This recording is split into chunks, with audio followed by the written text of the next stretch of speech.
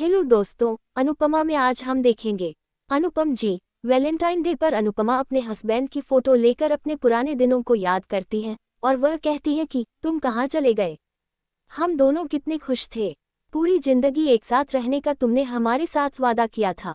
वह कहती है कि तुम जब भी मिलोगे मैं बहुत गुस्सा होऊंगी तुमसे, मैं बात नहीं करूंगी आपसे।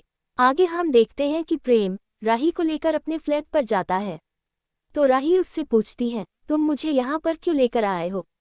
इसके बाद प्रेम कहता है कि ताकि हमें यहाँ पर रहने की आदत पड़ जाए, शादी के बाद हम यहीं पर शिफ्ट होने वाले हैं। इसके बाद राही प्रेम से कहती है हमारे परिवार को लेकर अगर हमारे बीच कोई मिसअंडरस्टैंडिंग होती है तो तुम मुझसे वादा करो कि हम कभी भी अपना रिश्ता नहीं खत्म करेंगे। इसके बाद दोनों एक दूसरे से वादा करते हैं। उधर अनुपमा जी के घर में खाने की तैयारी हो रही होती है क्योंकि आज पहली बार कोठारी परिवार उनके यहाँ पर खाना खाने आने वाला है, तो सभी चीज़ों को वह ध्यान से कर रहे होते हैं। आगे हम देखते हैं कि यह अनुपमा की माँ बालों में कलर कर रही है और स्किन पर फेस मास्क लगा रही है। वह कहती है देखना मोटी बा, मुझे देखकर जलेगी कि उसे कोई टक्कर देने वाला है। आगे हम देखते हैं कि ईशानी और उसकी माँ एक कमरे में होती हैं। ईशानी की माँ ईशानी से कहती है चलो ठीक हुआ, कम से कम तुमने राजा से बातचीत तो शुरू की, अब देखना जल्दी तुम भी कोठारी परिवार की बहू बनोगी। फिर ईशानी वहां से चली जाती है और वहां पर ईशानी की माँ की भाभी आ जाती है। वह उससे कहती है तुम बेटी के साथ कितना गंदा काम कर रही हो, उसे जबरदस्ती तुम कोठारी परिवार की बहू बनाने लग रही हो, ये ठीक नहीं है।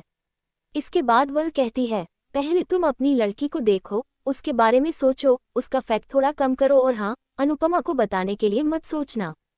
फिर वे दोनों वहां से चली जाती हैं। फिर हम देखते हैं कि ईशानी और राही को फेस मास्क लगा रही होती है और तभी प्रेम का फोन आ जाता है।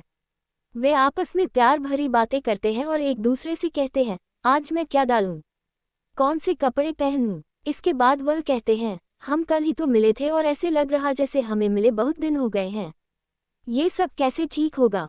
फिर प्रेम कहता है ये तो शादी से ही ठीक होगा, फिर हम हमेशा हमेशा के लिए एक दूसरे के साथ रहेंगे।